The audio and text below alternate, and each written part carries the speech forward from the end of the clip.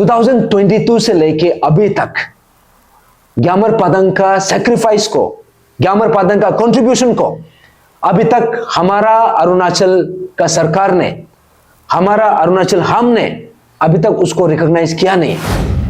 तो ग्यामर पादंग को अभी तक रिकॉग्नाइज क्यों नहीं कर रहा है? और यह सवाल जो है सिर्फ अरुणाचल का सरकार तक सीमित नहीं होता है। यह सरकार जो है अरुणाचल प्रदेश का हर कम्युनिटी बेस्ड ऑर्गेनाइजेशन का ऊपर जाता है। निशी एलिट सोसाइटी, ग्यामर पादंग अगर कम्युनिटी हिसाब से देखा जाने से वो निशी कम्युनिटी से है।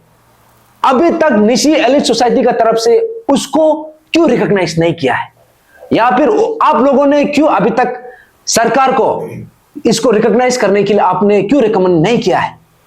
और दूसरा बात यह है, दूसरा ऑर्गेनाइजेशन जो है जैसे कि गलो वेलफेयर सोसाइटी, चाहे ग्यामर पादंग कोई भी कम्युनिटी से हो, लेकिन उन्होंने जो सेक्रीफाइस किया है हम सब के लिए है। तो गलो वेलफेयर सोसाइटी लोग आप लोगों ने क्यों नहीं उठाया है, क्यों बात नहीं किया है? And the same applies with the Tagin cultural society, Adi Bane कबंग, तनी सुपुन दुपुन। और वैसे ही इतना ज्यादा हमारा अरुणाचल में there are more than almost like 25 major tribes and more than 100 sub tribes. अभी हम सब मिलके पादंग सर का सेक्रीफाइस को हम क्यों एक्नॉलेज नहीं कर पा रहे?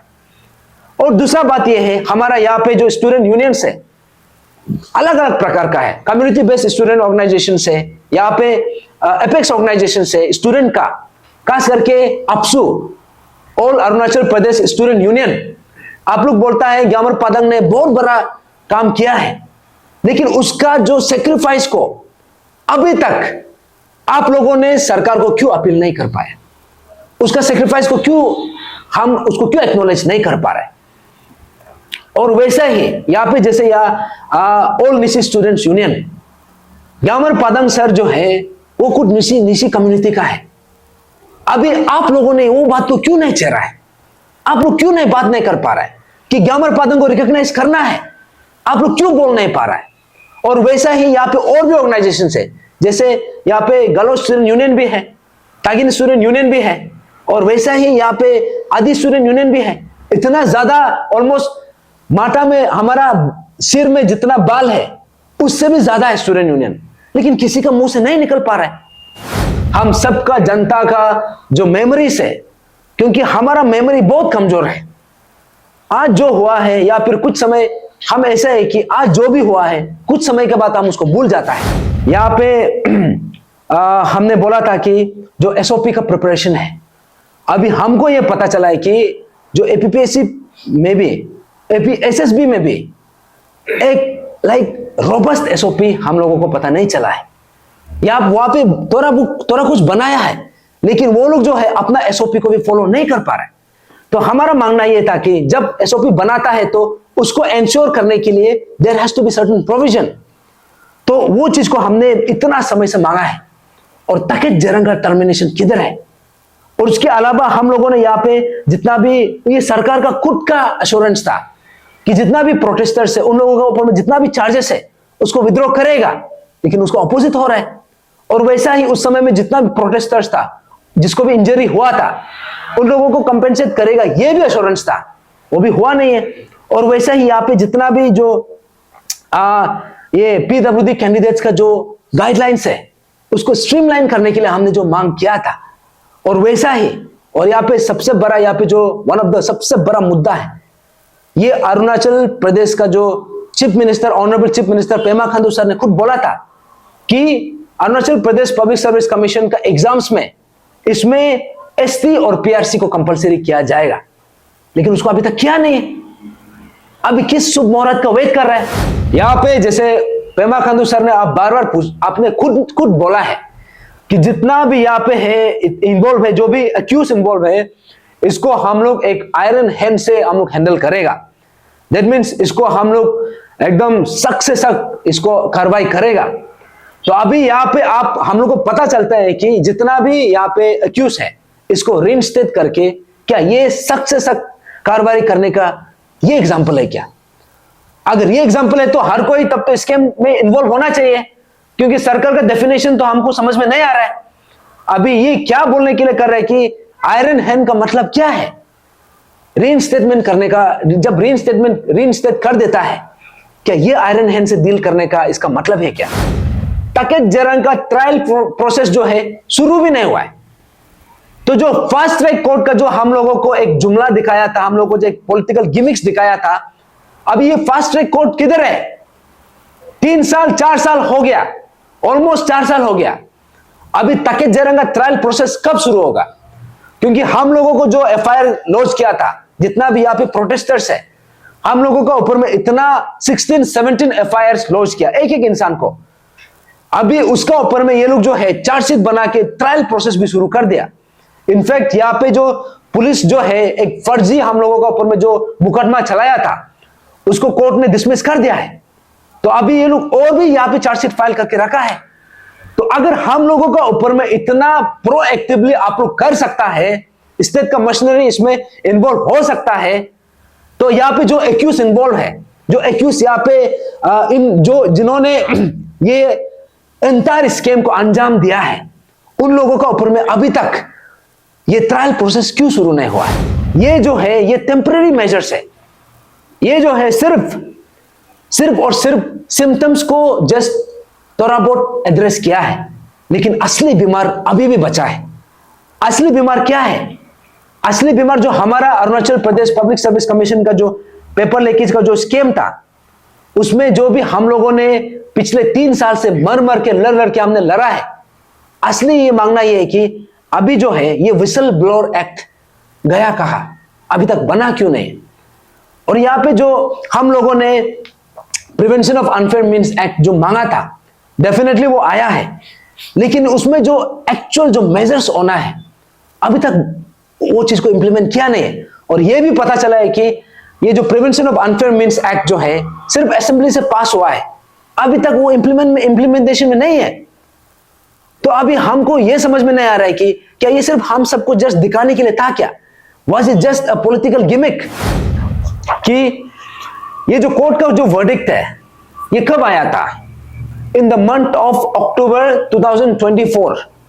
दैट मीन्स इन लोगों को रीइंस्टेट किया गया in the month of October 2024। और अभी हम कौन से महीना में हैं? हम लोगों को पता चला है on 15th of January 2025। That means almost 4 महीने के बाद। एजुकेशन जो कमिश्नर है और एजुकेशन सेक्रेटरी जो है, सबसे पहले ये जब ये इसका रीइंस्टेटमेंट का जब ऑर्डर निकला in the month of October, और ये 4 महीना में आप कर क्या रहा था? जब तक अरुणाचल टाइम्स में इसका पब्लिकेशन नहीं हुआ था, हम लोगों को भी आइडिया भी नहीं था। अगर किसी को पता था तो एजुकेशन का जो डायरेक्टर है उसको मालूम था, और किसी को पता था तो एजुकेशन का जो सेक्रेटरी है उसको पता था, और अगर किसी को पता था तो एजुकेशन जो कमिश्नर है उसको मालूम था, और एजुकेशन मिनिस्टर ऑफ अरुणाचल प्रदेश आपको पता था। लेकिन ये पर्टिकुलर चीज में आप लोगों ने कदम उठाया नहीं है। तो अभी कल परसों जो ऑर्डर निकला है इसका दोबारा सस्पेंशन का, this has come only under public pressure. ये आपने कुछ सोच के किया नहीं है। और दूसरा बात ये है कि अगर कोई यहाँ पे इतना बड़ा स्कीम किया है, उसको आप रिटायरमेंट का टैग कैसे दे सकता है? इन लोगों को इमीडिएटली डिसमिस होना चाहिए था, लेकिन डिसमिस करने के बजाय, इसको टर्मिनेट करने के बजाय इन लोगों को रिटायरमेंट दे दिया। And retirement is an honourable exit. तो ये बात जो है हमारा अरुणाचल का हर जनता, हर अरुणाचली को ये सवाल हमको पूछना चाहिए कि एजुकेशन कमिश्नर को अभी तक एक्शन लिया क्यों नहीं है? एजुकेशन सेक्रेटरी को अभी तक एक्शन लिया क्यों नहीं है? तो हमारा जो अरुणाचल टाइम्स का जो एडिटर है बेंगे आजम सर ने ये चीज को सवाल खड़ा किया, इसको पब्लिक में लेके आया, तब जाके हम लोगों को पता चला। लेकिन अभी बाकी डिपार्टमेंट का क्या है? अभी पीडब्ल्यूडी डिपार्टमेंट में जिसको भी पकड़ा गया है उन लोगों का क्या अपडेट है? आरडब्ल्यूडी में जिसको पकड़ा है उन लोगों का क्या अपडेट है? होम डिपार्टमेंट में जिसको पकड़ा है उन लोगों का क्या अपडेट है? क्या उन लोगों को भी अंदर से दोबारा रिइंस्टेट कर चुका है क्या? सिर्फ हमको पब्लिक को पता नहीं चल रहा है। Very good afternoon people of Arunachal Pradesh. आज हम आया है ये अरुणाचल डिजिटल प्रेस क्लब में, और ये हम लोग का पहला विजिट है इन दिस पर्टिकुलर यहाँ पे प्लेटफॉर्म में। और आज हम यहाँ पे अरुणाचल फ्रंटियर ट्राइबल फ्रंट ऐसे टीम आया है और आज आने का बहुत बड़ा रीज़न है। अरुणाचल में जितना भी निवासी है, जितना भी यहाँ का सिटीजन है, आप सब ने सुना होगा Arunachal Pradesh public service commission का जो पेपर लीकेज का जो इशू है। पेपर लीकेज जो इशू था, जो स्कैम था हमारा अरुणाचल का हिस्ट्री में, अगर पीडीएस स्कैम का बात, अगर कोई इतना बड़ा स्कैम था और उससे बड़ा कोई इशू था तो ये एपीपीएससी पेपर लीकेज इशू था। और इसमें हमारा जो ब्रेव हार्ट लेट ग्यामर पादंग सर ने, उसका जो कंट्रीब्यूशन है, उसका जो सेक्रीफाइस है, ये पर्टिकुलर इशू को लेके उन्होंने जो सुप्रीम सेक्रीफाइस किया, अपना जो लास्ट ब्रेथ तक, अंतिम सांस तक, तो आज ये टेस्टिमनी है कि उसका जो सेक्रीफाइस है ये हमारा अरुणाचल का हर कॉर्नर में उसका आवाज गूंजा है। लेकिन उसका जो सेक्रीफाइस है, उसका जो उसका एक इतना बड़ा हिम्मत करके जो कंट्रीब्यूशन है, इसमें हम सबको ये पर्टिकुलर जो जितना भी उन्होंने किया है, इसको हम लोगों को ये पता चला है कि इसको लेके बहुत बड़ा इंसल्ट हुआ था। और ये सिर्फ ग्यामर पादंग सर का कंट्रीब्यूशन को सिर्फ बोल के नहीं है, पूरा एंटायर अरुणाचल ने, हम लोगों ने विटनेस किया है कि ये स्कीम को कैसे अंजाम दिया गया था। लेकिन इतना कुछ होने के बावजूद हम लोगों को पता चलता है ये 15th of January 2025, that means कुछ दिन पहले अरुणाचल टाइम्स में एक न्यूज़पेपर में, उस पर्टिकुलर न्यूज़पेपर में एक न्यूज़ छापा था कि वो जो एपीपीएससी पेपर लीकेज स्कीम में जितना भी इन्वॉल्व था, खास करके एजुकेशन डिपार्टमेंट से, उसमें 6 ऑफिशियल्स रीइंस्टेट हो जाता है। तो ये था हम लोगों का जो एंटायर अरुणाचल के लिए एक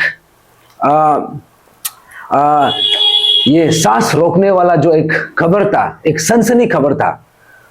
क्योंकि हमने कभी ये उम्मीद किया नहीं था कि आज इतना समय के बाद हम लोगों को ऐसा कुछ खबर सुनने को मिलेगा। तो 15 जनवरी 2025 में हम लोगों को जब पता चला, तो उसके कुछ दिन बाद, आई थिंक हम लोगों ने कुछ दिन के बाद अराउंड 17 ये को जनवरी को हम वो जो कंसर्न डिपार्टमेंट है वहां पे जाके हम लोगों ने पूछताछ किया। तो वहां में जाके हम लोगों को जो खबर मिला, वो चीज को आज मैं अरुणाचल का जितना भी जनता है, आप सबका सामने में वो उस चीज को उसको डिस्क्लोज करने के लिए आया हूं। और यहाँ पे जितना भी प्रोसीजरल लैप्सेस हुआ है, क्योंकि उसके बाद हम सब ने देखा है यहाँ पे हमारा स्टूडेंट बॉडीज का जो एपेक्स ऑर्गेनाइजेशन है, all Arunachal Pradesh student union का तरफ से भी सरकार को उन लोगों ने मेमोरेंडम सबमिट किया। और वैसे ही और भी हमारा यहाँ का इंस्टीट्यूशन से, ऑर्गेनाइजेशन से बहुत लोगों ने ये जो पर्टिकुलर जो डेवलपमेंट है, जो पर्टिकुलर खुलासा है, इसको सब लोगों ने मिलकर कंडेम किया। तो उसके बाद हम लोगों को कुछ दिन के बाद पता चलता है कि जितना भी ऑफिशियल्स है, उसमें से 3 लोगों को जो रीइंस्टेट हुआ था, उसको दोबारा से सस्पेंशन कर दिया।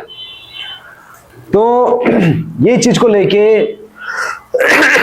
हम अरुणाचल का सरकार से शुक्रगुजार है, और अपसू का जो इंटरवेंशन है उसको भी हम अप्रिशिएट करता है। लेकिन यहाँ पे जो एक्चुअल सवाल है उसको हमने पूछा ही नहीं है, क्योंकि ये जो पेपर लीकेज में जो घटना हुआ था और उसके बाद यहाँ पे इतना ज्यादा ऑफिशियल्स को पकड़ा गया। वैसे तो आइडियली देखा जाएगा तो यहाँ पे मिनिमम 400 to 450 लोगों को अरेस्ट होना चाहिए था, लेकिन हम लोगों को पता चलता है कि इसमें से मुश्किल से 56-57 लोगों को पकड़ा गया। और उसमें से भी 41 जो एक्यूज है, वो लोग सब गवर्नमेंट सर्वेंट है, वो भी अलग अलग डिपार्टमेंट का। तो यहाँ पे जो अहम सवाल है, ये चीज को हमने अभी तक पूछा ही नहीं है। तो सबसे पहले यह है, जब इसका खुलासा हुआ तो उसमें एजुकेशन मिनिस्टर का एक स्टेटमेंट निकलता है, बहुत लेम स्टेटमेंट निकलता है कि ये जो भी हुआ है ये कोर्ट का डायरेक्शन का वजह से हुआ है, जो रीन स्टेटमेंट है। उसके बाद जब हम वहां पे जाके वहां का एजुकेशन डायरेक्टर को सवाल किया या फिर वहां का जो कमिश्नर को सवाल किया, सबका एक ही लाइन में बात करना था। लेकिन ये कोर्ट का नतीजा उस पर्टिकुलर वर्डिक्ट में, उस कंक्लूजन में वहां तक कैसे पहुंचा, शायद ये चीज को हमने सवाल किया ही नहीं है। वो कोर्ट जो है इन लोगों को रीइंस्टेट इसलिए करने के लिए जजमेंट निकला क्योंकि जो डिपार्टमेंटल प्रोसीडिंग्स है उसमें इतना ज्यादा लैप्सेस था, और ये लैप्सेस जो किसने किया है, ये जो है एक्यूज लोगों ने नहीं किया है, और ये लैप्सेस जो है कोर्ट ने नहीं किया है, ये लैप्सेस जो है एजुकेशन डिपार्टमेंट ने किया। तो एजुकेशन डिपार्टमेंट अगर लैप्सेस किया है तो उसका अकाउंटेबिलिटी किसका ऊपर जाता है? सबसे पहले the accountability goes to the education minister of Arunachal Pradesh, Pasang Dorjee Sona sir. आपका जो स्टेटमेंट था इट वाज हाईली कंडेमनेबल। और दूसरा बात यह है, यहाँ पे जैसे कमिश्नर का भी बोलना यह है कि इसमें कोर्ट का वर्डिक्ट का वजह से हुआ है, उसका वजह से हुआ है, ये वजह से वो फलाना, ये एक्सक्यूजेस है।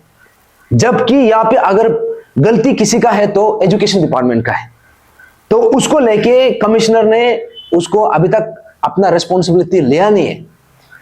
तो अभी रिसेंटली हम लोगों को जो यहाँ पे ऑर्डर निकला है, आई मीन सस्पेंशन, दोबारा सस्पेंशन का ऑर्डर निकला है, इसमें एक है इकेन बागरा, दूसरा है पोसी गमलेन, और तीसरा है ये है ओपेट मिबांग। अभी तक 3 आदमी का निकला है।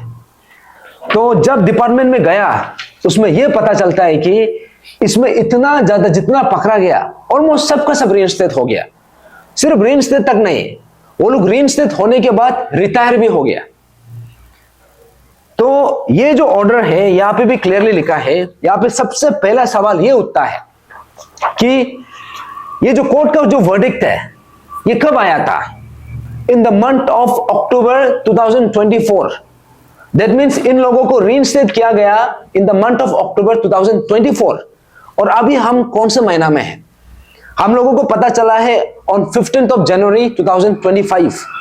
दैट मीन्स ऑलमोस्ट 4 महीने के बाद।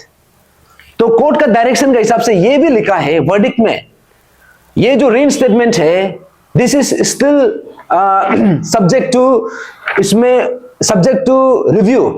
दैट मीन्स इसमें कंसर्न डिपार्टमेंट जो है ये जो रीइंस्टेटमेंट को दोबारा से रिव्यू कर सकता है, और जो पहले जो सस्पेंशन को रिवोक किया वो सस्पेंशन को फ्रेश सस्पेंशन ऑर्डर निकल सकता है। ये कोर्ट वर्डिक्ट में क्लियरली लिखा है। लेकिन सबसे पहले सवाल ये उठता है कि ये जो है एजुकेशन जो कमिश्नर है और एजुकेशन सेक्रेटरी जो है, सबसे पहले ये जब ये इसका रीइंस्टेटमेंट का जब ऑर्डर निकला in the month of October, और ये 4 महीना में आप कर क्या रहा था? जब तक अरुणाचल टाइम्स में इसका पब्लिकेशन नहीं हुआ था हम लोगों को भी आइडिया भी नहीं था। अगर किसी को पता था तो एजुकेशन का जो डायरेक्टर है उसको मालूम था, और किसी को पता था तो एजुकेशन का जो सेक्रेटरी है उसको पता था, और अगर किसी को पता था तो एजुकेशन जो कमिश्नर है उसको मालूम था, और एजुकेशन मिनिस्टर ऑफ अरुणाचल प्रदेश आपको पता था। लेकिन ये पर्टिकुलर चीज में आप लोगों ने कदम उठाया नहीं है। तो अभी कल परसों जो ऑर्डर निकला है इसका दोबारा सस्पेंशन का, this has come under only under public pressure. ये आपने कुछ सोच के किया नहीं है। तो यहां पे इतना भी ऑर्डर निकला है कि जैसे कि यहां पे दो एक्यूज है, एक है इकेन बागरा, दूसरा है तंजंग गादुक। ये दोनों ने क्या किया कि ये लोग रीइंस्टेट होके दोबारा से ये लोग रिटायर भी हो गया। तो अभी ये ऑर्डर के हिसाब से ये बोलता है कि कंसर्न डिपार्टमेंट जो ये बोलता है कि जो रिटायर हो चुका है उसको दोबारा सस्पेंशन का लॉजिक नहीं है, इलॉजिकल है बोलता है। तो क्या is the concern department trying to say that आप यहां में जो भी स्कीम है आप उसको अंजाम देने के बाद आप रिटायरमेंट ले सकता है? आप क्या ये आप छूट दे रहा है क्या? और दूसरा बात ये है कि अगर कोई यहां पे इतना बड़ा स्कीम किया है उसको आप रिटायरमेंट का टैग कैसे दे सकता है? इन लोगों को इमीडिएटली डिसमिस होना चाहिए था, लेकिन डिसमिस करने के बजाय, इसको टर्मिनेट करने के बजाय इन लोगों को रिटायरमेंट दे दिया। And retirement is an honourable exit, क्योंकि रिटायरमेंट के बाद पोस्ट रिटायरमेंट का बेनिफिट्स भी होता है। तो ये था अभी जो असली सवाल है, क्योंकि यहां में आने से पहले अभी बहुत लोग होगा ये Arunachal Pradesh public service commission scheme में एग्जैक्टली हुआ क्या था, शायद बहुत लोगों को पता भी नहीं है। तो इन द मंथ ऑफ अगस्त 2022 में एक पर्टिकुलर एग्जाम को लेके ए सिविल 2022 उसको लेके हमारा जो विसल ब्लोअर है ग्यामर पदंग सर ने उसका खुलासा किया। तो उसमें ऐसा था कि अखिलेश यादव के थ्रू से पदंग सर को कुछ क्वेश्चंस मिला, और अखिलेश यादव जो है एक पर्टिकुलर इंस्टीट्यूशन का उसका टीचर था, जेजे इंस्टीट्यूट का, और उसी इंस्टीट्यूट का टीचर जब उससे क्वेश्चन मिला तो बाद में अखिलेश यादव को पूछताछ किया तो पता चलता है कि वो जो क्वेश्चन जो है वो एक स्टूडेंट था, ये जो थॉमस गादुक से क्वेश्चन उसको मिला। और जब थॉमस गादुक को पूछताछ किया तो थॉमस गादुक का जो पिताजी है तंजंग गादुक, उन्होंने क्वेश्चन पेपर को प्रोक्योर करके उसका बेटा को दिया। और जब तंजंग गादुक को पूछताछ किया तो पता चलता है कि वो क्वेश्चन पेपर जो है तमासारो से लिया है, और जब तमासारो को पूछताछ किया तो पता चलता है कि वो क्वेश्चन जो है तके जरंग से लिया है। तो शुरू ग्यामर पदंग सर ने जो खुलासा किया वो तके जरंग तक पहुंच गया, और तके जरंग से लेके जब उसका खुलासा एक्चुअली में खुलासा होना शुरू हुआ, तब जाके अलग अलग डिपार्टमेंट में, हर डिपार्टमेंट में यहाँ पे इन्वॉल्वमेंट का खुलासा निकला। तो आप सोच के देखिए उस समय का जो मेन अक्यूज था, एक था तमासारो, दूसरा तंजंग गादुक, और यहाँ पे तके जरंग का भी नाम है, और वैसे ही और भी है। और यहाँ पे जो रिइंस्टेट हुआ था जैसे कि पोसी गामलिन, इसको ये भी एक मिडिलमैन था, वहां पे तके जरंग का उसका ब्रोकर था। वो जो है तके जरंग से एक क्वेश्चन पेपर लेके वो हजारों में डिस्ट्रीब्यूट कर रहा था। तो अभी उसको भी याद नहीं है कि वो कितना लोगों को बांटा है, क्योंकि ये चीज जो है वो पुलिस स्टेटमेंट में खुद दिया है।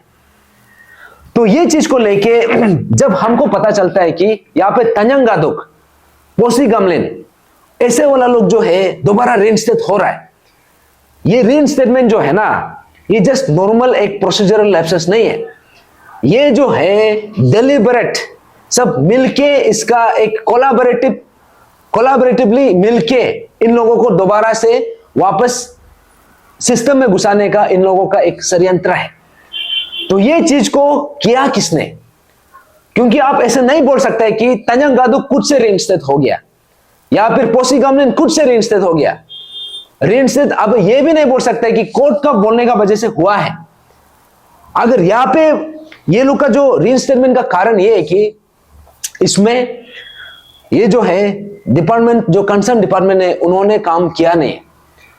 और जो हम बात कर रहे हैं ये सिर्फ एक डिपार्टमेंट का बात कर रहे हैं। अभी उसके बाद जब हम लोगों ने एजुकेशन डिपार्टमेंट के बाद, क्योंकि यहां पे और भी एक्यूज से अलग अलग डिपार्टमेंट से, कोई आरडब्ल्यूडी से है, कोई पीडब्ल्यूडी से है, कोई होम डिपार्टमेंट से है, कोई एग्रीकल्चर से है, देयर वेरियस डिपार्टमेंट्स। जब हम लोगों ने इन लोगों को पूछताछ करना शुरू किया, उनके पास कुछ भी आंसर नहीं है। तब हमने, हमारा टीम का तरफ से भी हमने आरटीआई फाइल किया है। हम लोगों को पता करना है कि एग्जैक्टली अपडेट क्या है। तो अभी जो अहम सवाल है मैं इसमें आ रहा हूं। सबसे पहले अभी यह है कि ये जो कंसर्न डिपार्टमेंट जो है education department, almost more than 3 month से आप लोगों ने एक्शन लिया क्यों नहीं? सबसे पहले दूसरा सवाल यह है कि यहां पे जो एक क्लियरली जजमेंट में भी यह लिखा है कि यहां पे स्टिपुलेटेड 90 डेज का टाइम पीरियड होता है। जैसे कि जब किसी कोई गवर्नमेंट सर्वेंट का सस्पेंशन होता है तो उसका 90 डेज का एक टाइम पीरियड दिया जाता है जहां पे डिपार्टमेंटल इंक्वायरी होता है, और उसी टाइम पीरियड में, उसी का with in the time period जो इसका सस्पेंशन ऑर्डर है उसको रिव्यू करना होता है। लेकिन यहाँ पे एजुकेशन कमिश्नर और एजुकेशन सेक्रेटरी ने, आपने ये पर्टिकुलर जो सस्पेंशन ऑर्डर को रिव्यू किया नहीं है। अभी बताना पड़ेगा इसका रीजन क्या था, किस बेसिस में आपने। आप अभी नहीं बोल सकते कि, ये नहीं बोल सकते कि यहां पे हम लोगों से गलती हो गया। गलती एक बार हो सकता है, and you were given enough time क्योंकि जजमेंट में भी क्लियरली लिखा है कि आप दोबारा सस्पेंशन कर सकता है, फ्रेश सस्पेंशन ऑर्डर निकल सकता है, लेकिन उसका बावजूद भी आप लोगों ने किया नहीं है। This is second question. और तीसरा सवाल यह है कि यहां पे जितना भी जो ऑफिसर जिसको भी पकड़ा गया, इन लोगों को जो रीइंस्टेट हो चुका था उसका रिटायरमेंट भी हो गया। अभी कंसर्न डिपार्टमेंट, थोड़ा पहले मैंने जैसे बोला है, कंसर्न डिपार्टमेंट ये बोलता है कि जो रिटायरमेंट हो गया उसका ऊपर में हम उसको दोबारा सस्पेंशन नहीं कर सकता है।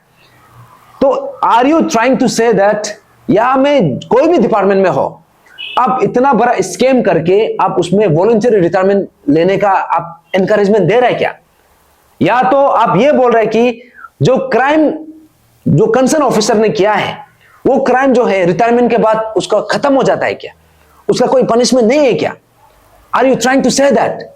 उसके बाद जो फोर्थ क्वेश्चन है अभी ये है कि ये जो रीसस्पेंशन, दोबारा से सस्पेंशन, ये जो है 3-4 आदमी लोगों को आप लोगों ने सस्पेंशन, दोबारा से सस्पेंशन करके जो पब्लिक का सेंटिमेंट है उसको कूल डाउन करने का आप लोगों ने ट्राई किया है। लेकिन ये दोबारा सस्पेंशन, ये लोग तो पहले से सस्पेंशन में था फॉर द लास्ट 3.5 years, लेकिन आप इसको दोबारा से सस्पेंशन करके इसमें क्या डिफरेंस हुआ है? हमारा सवाल यह है कि जब ये 3 साल से भी ज्यादा ऑलरेडी सस्पेंशन में था तो अभी तक इन लोगों का टर्मिनेशन क्यों नहीं हुआ है? तो ये बहुत अहम सवाल है। और सिर्फ यहां तक सीमित नहीं होते, अभी जितना भी जिसको भी अरेस्ट किया है उन लोगों का टर्मिनेशन किधर है, उन लोगों का डिसमिसल किधर है? उसके बाद जो 5th क्वेश्चन यहां पे है कि यहां पे जो डेलिबरेटली प्रोसीजरल लैप्सेस किया है एजुकेशन डिपार्टमेंट का तरफ से, अभी ये क्वेश्चन जो है हर अरुणाचली को सीधा पूछना चाहिए एजुकेशन मिनिस्टर को, honourable chief minister of Arunachal Pradesh को, कि एजुकेशन का कमिश्नर को इमीडिएटली क्यों सस्पेंशन नहीं करना चाहिए? क्योंकि उन्होंने डेलिबरेटली इन लोगों को रीइंस्टेट करके रखा और रीइंस्टेट होने देके उन्होंने दोबारा उसका ऊपर में रिव्यू किया भी नहीं। तो अभी तक ये जो एजुकेशन कमिश्नर है और एजुकेशन का सेक्रेटरी है, इसका ऊपर में एक्शन अभी तक लिया क्यों नहीं? आप सिर्फ ये बोलेगा हमसे लैप्स हो गया, हमसे गलती हो गया, दैट इज टोटल लाइक उसको हम दैट इज टोटली अनएक्सेप्टेबल, उसको हम एक्सेप्ट नहीं कर सकता है। तो ये बात जो है हमारा अरुणाचल का हर जनता, हर अरुणाचली को ये सवाल हमको पूछना चाहिए कि एजुकेशन कमिश्नर को अभी तक एक्शन लिया क्यों नहीं है? एजुकेशन सेक्रेटरी को अभी तक एक्शन लिया क्यों नहीं है? क्योंकि अगर वहां से प्रोसीजरल लैप्सेस होकर रीइंस्टेट हुआ है तो कमिश्नर का वजह से हुआ है, ये जो एजुकेशन कमिश्नर है उसका वजह से हुआ है, क्योंकि उन्होंने दोबारा उसको रिव्यू किया नहीं है। और यहां पे अगर एजुकेशन डिपार्टमेंट का तरफ से अगर वहां पे इंक्वायरी कमिटी का जो भी लैप्सेस हुआ है, इसका अकाउंटेबिलिटी कौन लेगा? इसका अकाउंटेबिलिटी जो है एजुकेशन कमिश्नर को लेना चाहिए, लेकिन अभी तक एजुकेशन का कमिश्नर का ऊपर में एक्शन लिया नहीं है। उसके बाद जो नेक्स्ट क्वेश्चन है ये आता है कि ये जो है अगर एजुकेशन डिपार्टमेंट में ऐसा हुआ है या फिर तो और भी डिपार्टमेंट है, अभी उसका अपडेट क्या है? अभी और भी होता होगा जहां पे रीइंस्टेट हुआ होगा, सिर्फ हम लोग को पता नहीं चल रहा है। अगर एजुकेशन डिपार्टमेंट में भी इफ अरुणाचल टाइम्स में नहीं छापा होता शायद हमको पता नहीं चलना था। तो हमारा जो अरुणाचल टाइम्स का जो एडिटर है बेंगे आजम सर ने ये चीज को सवाल खड़ा किया, इसको पब्लिक में लेके आया, तब जाके हम लोगों को पता चला। लेकिन अभी बाकी डिपार्टमेंट का क्या है? अभी पीडब्ल्यूडी डिपार्टमेंट में जिसको भी पकड़ा गया है उन लोगों का क्या अपडेट है? आरडब्ल्यूडी में जिसको पकड़ा है उन लोगों का क्या अपडेट है? होम डिपार्टमेंट में जिसको पकड़ा है उन लोगों का क्या अपडेट है? क्या उन लोगों को भी अंदर से दोबारा रीइंस्टेट कर चुका है क्या? सिर्फ हमको पब्लिक को पता नहीं चल रहा है। और उसके बाद जो नेक्स्ट क्वेश्चन ये आता है कि यहां पे जो इसका जो प्राइम एक्यूज्ड है अभी तक का जितना खुलासा हुआ है, अभी हम इसी बात को लेके हम लोगों ने, हमारा टीम ने एजुकेशन डिपार्टमेंट में भी गया, कंसर्न अलग अलग डिपार्टमेंट में गया, वहां पे जो सिविल सेक्रेटरीट में जाके वहां का जो कंसर्न जो इसका रिस्पेक्टिव डिपार्टमेंट्स है, हेड ऑफ डिपार्टमेंट्स का पास हम जाके सब कुछ पूछताछ किया। और यहां पे जो एक प्राइम एक्यूज है टकेत जरंग, अभी तक टकेत जरंग का टर्मिनेशन हुआ नहीं है, अभी तक डिसमिसल हुआ नहीं है। अभी हमको यह समझ में आ रहा है कि जब जैसे कप्तान रिंकू को जैसे ऑलमोस्ट 4 इयर्स तक बिना टर्मिनेशन का रखा था, अभी टकेत जरंग को भी उसी लाइन में लेके जा रहा है। अभी ऐसे लग रहा है कि जब ये जो ट्रायल प्रोसेस जो है, जब 10-15 साल हो जाएगा, जब किसी का मेमोरीज में नहीं रहेगा, सब थक जाएगा, तब जाके इसको दोबारा रीइंस्टेट करने जा रहा है। अभी इस हिसाब से तो हमको नजर आ रहा है, क्योंकि सरकार जो है जो चीज को करना चाहिए उसको अभी तक किया नहीं है। और ये जो सबसे बड़ा सवाल जो उठता है, हमारा honourable chief minister of Arunachal Pradesh, ये बात सीधा सीधा पेमा खांडू सर आपके लिए है, क्योंकि आपने बोला था कि उसका जो पार्टी है, आपका जो पार्टी है, आपका जो गवर्नमेंट है, आपका जो सरकार है, आपका सरकार जो एक पॉलिसी है, आपका सरकार का एक पॉलिसी है कि जीरो टॉलरेंस अगेंस्ट करप्शन। अभी जो करप्शन ऑलरेडी इसमें पकड़ा गया है, उन लोगों को ऑलरेडी पनिशमेंट दे, मींस उसको सस्पेंशन में रखा था, अभी वो सस्पेंशन से लेके दोबारा रेइंस्टेट हो गया। अभी सबका पब्लिक प्रेशर में आके आप बस उसको आई वॉश के लिए जस्ट दोबारा सस्पेंशन कर दिया। लेकिन ये सब हुआ क्यों? क्या जीरो टॉलरेंस अगेंस्ट करप्शन का मतलब ये है क्या, जहां पे आप किसी एक्यूज को आप पकड़ेगा और उसको दोबारा रीइंस्टेट कर देता है? Is this the definition of zero tolerance against corruption? और दूसरा सवाल यह है कि यहां पे जैसे पेमा खांडू सर ने आप बार बार आपने खुद बोला है कि जितना भी यहाँ पे है इन्वॉल्व है, जो भी एक्यूज इन्वॉल्व है, इसको हम लोग एक आयरन हैंड से हम लोग हैंडल करेगा। दैट मीन्स इसको हम लोग एकदम सख्त से सख्त इसको कार्रवाई करेगा। तो अभी यहाँ पे आप हम लोग को पता चलता है कि जितना भी यहाँ पे एक्यूज है, इसको रीइंस्टेट करके क्या ये सख्त से सख्त कार्रवाई करने का ये एग्जाम्पल है क्या? अगर ये एग्जाम्पल है तो हर कोई तब तो स्कैम में इन्वॉल्व होना चाहिए, क्योंकि सर्कल का डेफिनेशन तो हमको समझ में नहीं आ रहा है। अभी ये क्या बोलने के लिए कर रहा है कि आयरन हैंड का मतलब क्या है? रीइंस्टेटमेंट करने का, जब रीइंस्टेट कर देता है, क्या ये आयरन हैंड से डील करने का इसका मतलब है क्या? तो ये कुछ सवाल है जो हमारा अरुणाचल का जितना भी अरुणाचली है, जितना भी अरुणाचल का जनता है, हम सबको समझना जरूरी है कि हमको पूछना है कि ये लोगों को सस्पेंशन में सिर्फ क्यों रखा है, अभी तक टर्मिनेट क्यों नहीं हुआ है, अभी तक डिसमिस क्यों नहीं हुआ है, और इसको कब डिसमिस करने जा रहा है? अभी हमको यह भी पता चला है कि टकेत जरंग का ट्रायल प्रोसेस जो है शुरू भी नहीं हुआ है। तो जो फास्ट ट्रैक कोर्ट का जो हम लोगों को एक जुमला दिखाया था, हम लोगों को जो एक पॉलिटिकल गिमिक्स दिखाया था, अभी ये फास्ट ट्रैक कोर्ट किधर है? 3 साल 4 साल हो गया, ऑलमोस्ट 4 साल हो गया। अभी टकेत जरंग का ट्रायल प्रोसेस कब शुरू होगा?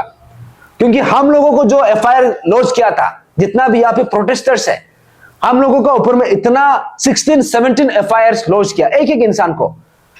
अभी उसका ऊपर में ये लोग जो है चार्जशीट बना के ट्रायल प्रोसेस भी शुरू कर दिया। इनफैक्ट यहाँ पे जो पुलिस जो है एक फर्जी हम लोगों का ऊपर में जो मुकदमा चलाया था, उसको कोर्ट ने डिसमिस कर दिया है। तो अभी ये लोग और भी यहाँ पे चार्जशीट फाइल करके रखा है।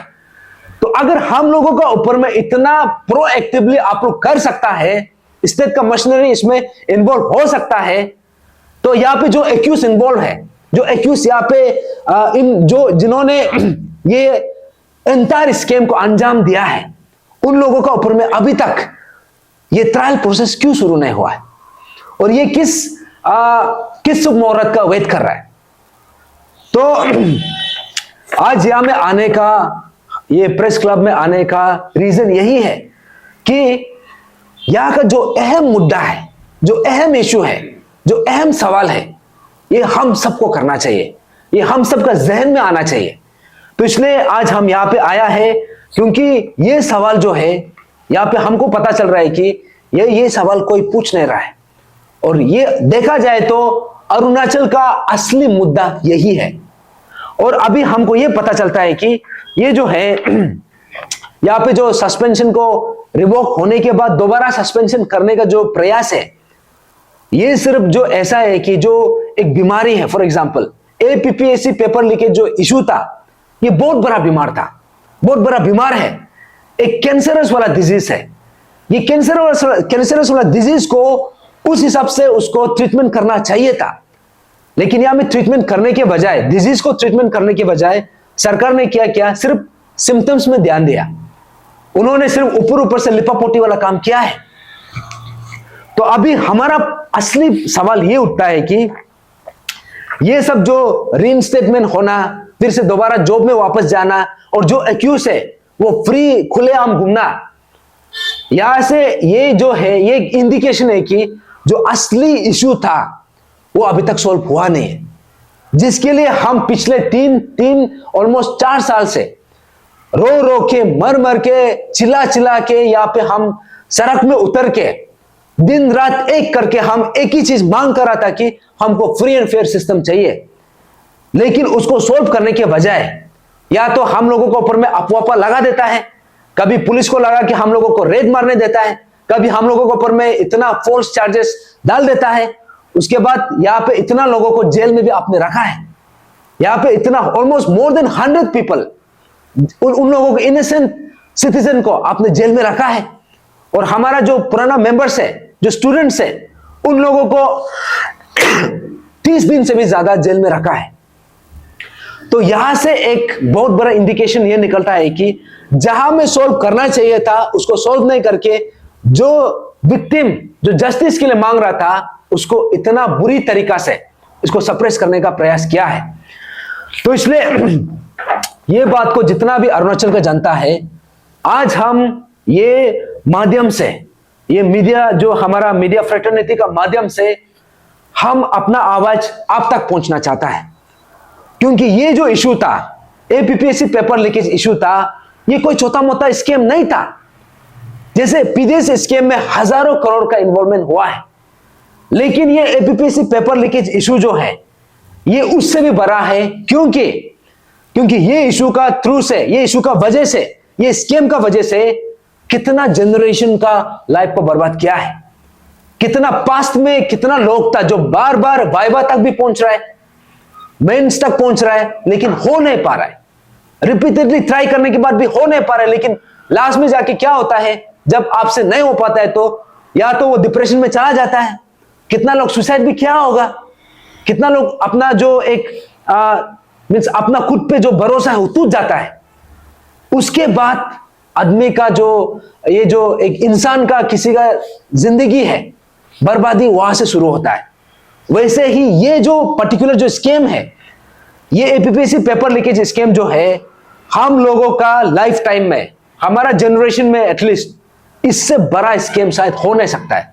और ये जो स्कैम था, हम लोगों का एम्स, हमारा होप्स, हमारा एस्पिरेशंस, हमारा जो भी हमारा डिजायर है, हमारा जो हम अपने खुद के लिए हम फ्यूचर जो देख रहा था, ये जो स्कैम जो है वो सबको जिंदा गाड़ने का काम किया है।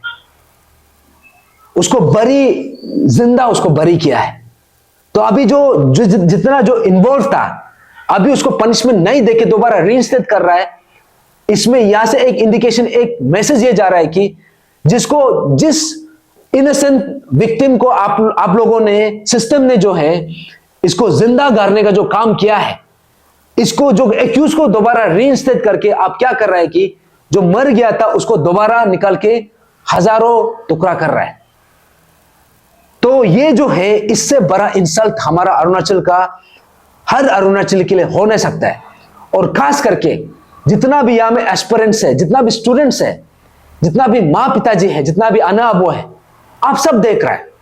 क्योंकि जब आपका बच्चा का साथ अन्याय होता है तो सिर्फ आपका बच्चा तक को वो चोट नहीं पहुंचता है, वो चोट जो है माँ पिताजी तक भी पहुंचता है, उसका फैमिली तक पहुंचता है। और आज हमको पता चल रहा है कि जो बीमारी हमने 2022 में डायग्नोस किया, जिसका हमें उसका पता चला, उसका हम लोगों को पता चला है कि ये है बीमारी, वो बीमारी को अभी तक ट्रीटमेंट किया नहीं है। उल्टा जो विक्टिम हम यहाँ पे बार बार रो रो के बोल रहे हैं कि ये बीमार अभी भी हमको दर्द दे रहा है, वो विक्टिम को उल्टा सप्रेस करने में सरकार जो पूरा मशीनरी को लगा दिया। यहाँ पे इनोसेंट जो स्टूडेंट्स है उसको टेररिस्ट का जैसे ट्रीट किया है।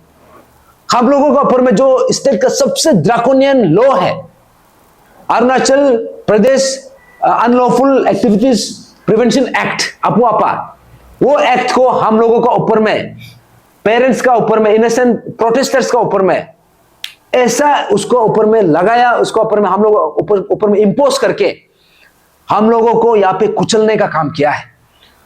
तो आज हम यहाँ पे जो आया है, ये हम अरुणाचल का जनता को दोबारा रिमाइंड करने के लिए आया है, आप सबको याद दिलाने के लिए आया है कि जो मुद्दा हम 2022 में उठाया था, वो मुद्दा जो है आज हम 2025 में है, 2025, ये 3 साल हो गया है, लेकिन इसका अभी तक सही कंक्लूजन आया नहीं है।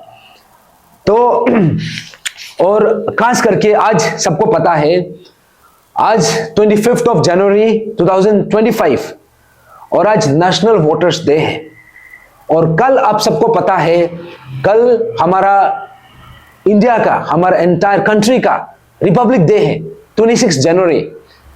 तो ये रिपब्लिक का मतलब क्या है? What is the definition of Republic?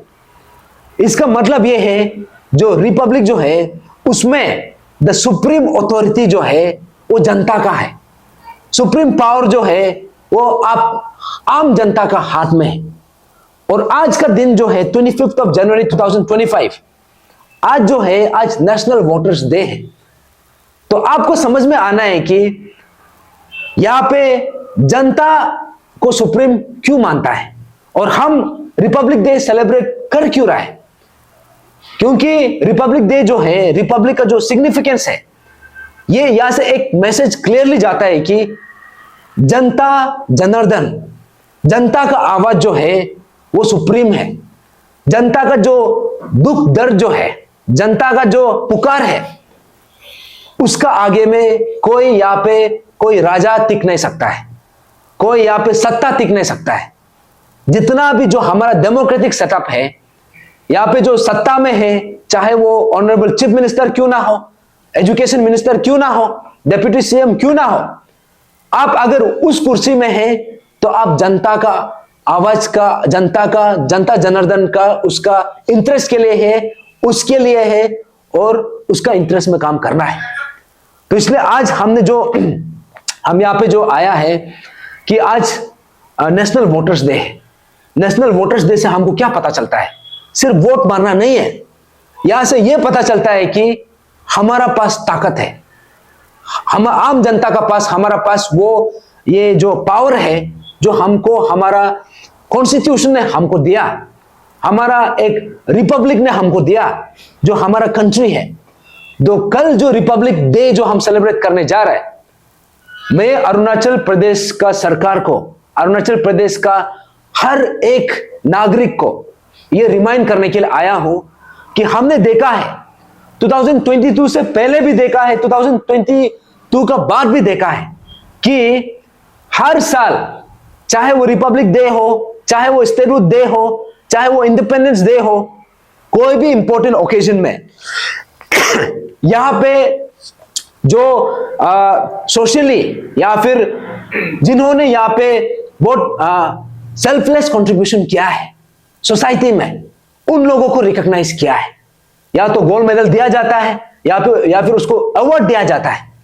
लेकिन 2022 से जब से ये पेपर लीकेज का खुलासा हुआ, आज वो जो पर्टिकुलर जो स्कीम है उसको जो खुलासा किया था, हमारा ब्रदर, अरुणाचल का बेटा, अरुणाचल का भाई, अरुणाचल का ब्रेव हार्ट ग्यामर पादंग, 2022 से लेके अभी तक ग्यामर पादंग का सैक्रिफाइस को, ग्यामर पादंग का कंट्रीब्यूशन को अभी तक हमारा अरुणाचल का सरकार ने, हमारा अरुणाचल हमने अभी तक उसको रिकॉग्नाइज किया नहीं है।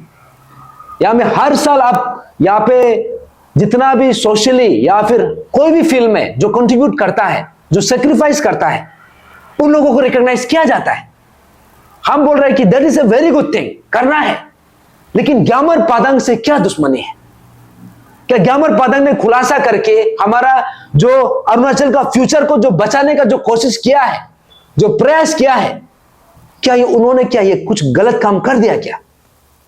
हमारा जो लेट ग्यामर पादंग ने ये जो पेपर लीकेज को ये सबका पब्लिक डोमेन में लेके आके या फिर जो सिस्टम में जो गलत चल रहा था उसको करेक्शन करने के लिए, हमारा फ्यूचर को संवारने के लिए, हमारा यंग जनरेशन जो अनएम्प्लॉयड यूथ है, जो खास करके हमारा फ्यूचर है, उसका जो आगे का रास्ता को संभालने के लिए जो एक कोशिश किया है, क्या उन्होंने कोई गलत किया है क्या? तो ग्यामर पदंग को अभी तक रिकॉग्नाइज क्यों नहीं कर रहा है? और यह सवाल जो है सिर्फ अरुणाचल का सरकार तक सीमित नहीं होता है। यह सरकार जो है अरुणाचल प्रदेश का हर कम्युनिटी बेस्ड ऑर्गेनाइजेशन का ऊपर जाता है। निशी एलिट सोसाइटी, ग्यामर पदंग अगर कम्युनिटी हिसाब से देखा जाने से वो निशी कम्युनिटी से है। अभी तक निशी एलिट सोसाइटी का तरफ से उसको क्यों रिकॉग्नाइज नहीं किया है, या फिर आप लोगों ने क्यों अभी तक सरकार को इसको रिकॉग्नाइज करने के लिए आपने क्यों रिकमेंड नहीं किया है? और दूसरा बात यह है, दूसरा ऑर्गेनाइजेशन जो है जैसे कि गलो वेलफेयर सोसाइटी, चाहे ग्यामर पदंग कोई भी कम्युनिटी से हो, लेकिन उन्होंने जो सेक्रीफाइस किया है हम सब के लिए है। तो गलो वेलफेयर सोसाइटी लोग आप लोगों ने क्यों नहीं उठाया है, क्यों बात नहीं किया है? And the same applies with the Tagin cultural society, Adi Bane कबंग, तनी सुपुन दुपुन। और वैसे ही इतना ज्यादा हमारा अरुणाचल में there are more than almost like 25 major tribes and more than 100 sub tribes. अभी हम सब मिलके पदंग सर का सेक्रीफाइस को हम क्यों एक्नॉलेज नहीं कर पा रहे? और दूसरा बात यह है, हमारा यहाँ पे जो स्टूडेंट यूनियंस है अलग अलग प्रकार का है, कम्युनिटी बेस्ड स्टूडेंट ऑर्गेनाइजेशन से, यहाँ पे एपेक्स ऑर्गेनाइजेशन से, स्टूडेंट का खास करके अपसू all Arunachal Pradesh student union, आप लोग बोलता है ग्यामर पदंग ने बहुत बड़ा काम किया है, लेकिन उसका जो सेक्रीफाइस को अभी तक आप लोगों ने सरकार को क्यों अपील नहीं कर पाए? उसका सेक्रीफाइस को क्यों हम उसको क्यों एक्नॉलेज नहीं कर पा रहे? और वैसा ही यहाँ पे जैसे ऑल निशी स्टूडेंट्स यूनियन, ग्यामर पदंग सर जो है वो खुद निशी कम्युनिटी का है। अभी आप लोगों ने वो बात को क्यों नहीं छेड़ा है? आप लोग क्यों नहीं बात नहीं कर पा रहे हैं कि ग्यामर पदंग को रिकॉग्नाइज करना है? आप लोग क्यों बोल नहीं पा रहा है? और वैसा ही यहाँ पे और भी ऑर्गेनाइजेशन है, जैसे यहाँ पे गलो स्टूडेंट यूनियन भी है, तागिन स्टूडेंट यूनियन भी है, और वैसा ही यहाँ पे आदि स्टूडेंट यूनियन भी है। इतना ज्यादा ऑलमोस्ट माटा में हमारा सिर में जितना बाल है उससे भी ज्यादा है स्टूडेंट यूनियन, लेकिन किसी का मुंह से नहीं निकल पा रहा है। तो मेरा बोलना यह है कि हम यहाँ पे किसी को कंडेम करने के लिए नहीं आया है, हम यहाँ पे किसी को यहाँ पे क्रिटिसाइज करने के लिए नहीं आया है। हम यहाँ पे आया है तो आपको रिमाइंड करने के लिए कि अभी तक आपका साइलेंस जो है ये बहुत डेफिनिंग है। ये जो साइलेंस जो है ये बहुत कुछ बयां कर रहा है। तो जब हमारा बीच में ऐसा एक शख्स आया जो हम सबको एक रास्ता दिखा के अंतिम सांस तक उसी स्टैंड में निर्भर होके, उसमें निडर होके उस पर खड़ा रहा, तो इसको रिकॉग्नाइज करने में हम सबका इक्वल योगदान होना चाहिए। तो इसलिए हमारा जितना भी आम जनता है, आप सबको ये एक रिमाइंडर था। तो कल का जो रिपब्लिक डे का जो सेलिब्रेशन है, हम सबसे ये अपील करता है कि हमारा जो विसल ब्लोअर ग्यामर पदंग सर को हम ये उम्मीद करता है कि सरकार इसका कंट्रीब्यूशन को रिकॉग्नाइज करेगा। और उसका जो अंतिम इच्छा था, और चाहे उसका इच्छा नहीं होने से भी अभी हम सबका, हमारा एक दिल का, हर अरुणाचली का दिल से ये निकलता है कि उसका ऑनर में, उसका मेमोरी में जो स्टैच्यू ऑफ ऑनेस्टी है इतना समय से पेंडिंग बैठा हुआ है, अभी स्टैच्यू ऑफ ऑनेस्टी को इमीडिएटली इसको कंस्ट्रक्ट करने का, इसको बनाने का हमारा सरकार से ये निवेदन है, ये अपील है। और कल का दिन में पोस्टुमसली ही सही यहाँ पे पदंग सर का जो कंट्रीब्यूशन है उसको रिकॉग्नाइज करना चाहिए। और उसके साथ साथ हमने जैसे बोला है, अभी तक जो खुलासा हुआ है या फिर अभी तक जो लास्ट 2-3 दिन में हम लोगों को देखने को मिला, यहाँ पे सस्पेंशन को रिइंस्टेट किया जाता है, फिर दोबारा सस्पेंशन किया है। ये जो है ये टेम्पररी मेजर्स है। ये जो है सिर्फ और सिर्फ सिम्टम्स को जस्ट थोड़ा बहुत एड्रेस किया है, लेकिन असली बीमार अभी भी बचा है। असली बीमार क्या है? असली बीमार जो हमारा Arunachal Pradesh public service commission का जो पेपर लीकेज का जो स्कीम था, उसमें जो भी हम लोगों ने पिछले 3 साल से मर के लड़ के हमने लड़ा है, असली ये मांगना ये है कि अभी जो है ये विसल ब्लोअर एक्ट गया कहाँ, अभी तक बना क्यों नहीं? और यहाँ पे जो हम लोगों ने prevention of unfair means act जो मांगा था, डेफिनेटली वो आया है, लेकिन उसमें जो एक्चुअल जो मेजर्स होना है अभी तक वो चीज को इंप्लीमेंट किया नहीं है। और ये भी पता चला है कि ये जो prevention of unfair means act जो है सिर्फ असेंबली से पास हुआ है, अभी तक वो इंप्लीमेंटेशन में नहीं है। तो अभी हमको ये समझ में नहीं आ रहा है कि क्या ये सिर्फ हम सबको जस्ट दिखाने के लिए था क्या? Was it just a political gimmick? तो वैसा ही यहाँ पे और भी जो डिमांड है, जैसे हमने जो चीज को इतना समय से हम लोगों ने मांगा है, हम लोगों ने यहाँ पे सरकार से अपील किया है कि ये चीज को हम कॉम्प्रोमाइज नहीं कर सकता है, खास करके जो हमारे स्टेट को लेके सबसे सिग्निफिकेंट है, सबसे इंपॉर्टेंट है। तो उसमें से हमने जैसे कि बोला है कि यहाँ पे हमने बोला था कि जो एसओपी का प्रिपरेशन है, अभी हमको ये पता चला है कि जो एपीपीएससी में भी, एसएसबी में भी एक रोबस्ट एसओपी हम लोगों को पता नहीं चला है। या वहां पे थोड़ा कुछ बनाया है, लेकिन वो लोग जो है अपना एसओपी को भी फॉलो नहीं कर पा रहे। तो हमारा मांगना ये था कि जब एसओपी बनाता है तो उसको एंश्योर करने के लिए there has to be certain provision. तो वो चीज को हमने इतना समय से मांगा है। और तकेत जरंगा टर्मिनेशन किधर है? और उसके अलावा हम लोगों ने यहाँ पे जितना भी, ये सरकार का खुद का एश्योरेंस था कि जितना भी प्रोटेस्टर्स है उन लोगों के ऊपर में जितना भी चार्जेस है उसको विद्रॉ करेगा, लेकिन उसको अपोजिट हो रहा है। और वैसा ही उस समय में जितना भी प्रोटेस्टर्स था, जिसको भी इंजरी हुआ था, उन लोगों को कंपेंसेट करेगा, ये भी एश्योरेंस था, वो भी हुआ नहीं है। और वैसा ही यहाँ पे जितना भी जो ये पीडब्ल्यूडी कैंडिडेट्स का जो गाइडलाइंस है उसको स्ट्रीमलाइन करने के लिए हमने जो मांग किया था, और वैसा ही। और यहाँ पे सबसे बड़ा, यहाँ पे जो वन ऑफ द सबसे बड़ा मुद्दा है, ये अरुणाचल प्रदेश का जो chief minister, honourable chief minister Pema Khandu sir ने खुद बोला था कि Arunachal Pradesh public service commission का एग्जाम्स में इसमें एसटी और पीआरसी को कंपलसरी किया जाएगा, लेकिन उसको अभी तक किया नहीं है। अभी किस शुभ मुहूर्त का वेट कर रहा है? अभी आप देखेगा तो अभी आप सोच के देखिए, जितना भी यहाँ पे जनता है, आप खुद भी देख लीजिए। आप आसाम का कोई एग्जामिनेशन को आप उसका एडवर्टाइजमेंट को ही देखिए, उसका एडवर्टाइजमेंट में यह लिखता है कि उसमें एलिजिबल होने के लिए सबसे पहले आपका पास वहां का पीआरसी होना पड़ेगा, वहां का जो कंसर्न जो डोमिसाइल सर्टिफिकेट आपका पास होना पड़ेगा। सेम चीज जो है मिजोरम में भी है, सेम चीज जो है ये नागालैंड में भी है, सेम चीज सिक्किम में भी है। तो हमारे स्टेट हम क्या चीज के लिए वेट कर रहे हैं? और यहाँ पे जो अनएम्प्लॉयमेंट का जो क्राइसिस है, हमारा जो इतना कम पॉपुलेशन में भी ये नेशनल एवरेज से भी ज्यादा है, इसको कब करेगा? तो इसलिए ये आज हम यहाँ पे आया है तो इस रिमाइंडर हम सबका, जनता का जो मेमोरीज है, क्योंकि हमारा मेमोरी बहुत कमजोर है। आज जो हुआ है या फिर कुछ समय हम ऐसा है कि आज जो भी हुआ है कुछ समय के बाद हम उसको भूल जाता है। लेकिन मैं ये जो इशू को जब उठाया था, शुरू से फर्स्ट डे से तदक नालो हम ये इशू में स्टैंड किया है। अभी वहां से लेके अभी तक ऑलमोस्ट 4 साल हो गया है, हम अभी भी ये इशू में स्टैंड कर रहा है। इसलिए कर रहा है क्योंकि ये इशू अभी तक रिजॉल्व हुआ नहीं है, और ये चीज को हम सबको समझना बहुत जरूरी है। तो इसलिए आज हम as a team Arunachal Frontier Tribal Front हम यहाँ पे आया है। हमारा जितना भी जनता है, ये चीज को जो आपको मैं संदेश दे रहा हूं, काइंडली इसको आप लास्ट तक सुनिए, इसको लास्ट तक आप गौर कीजिए।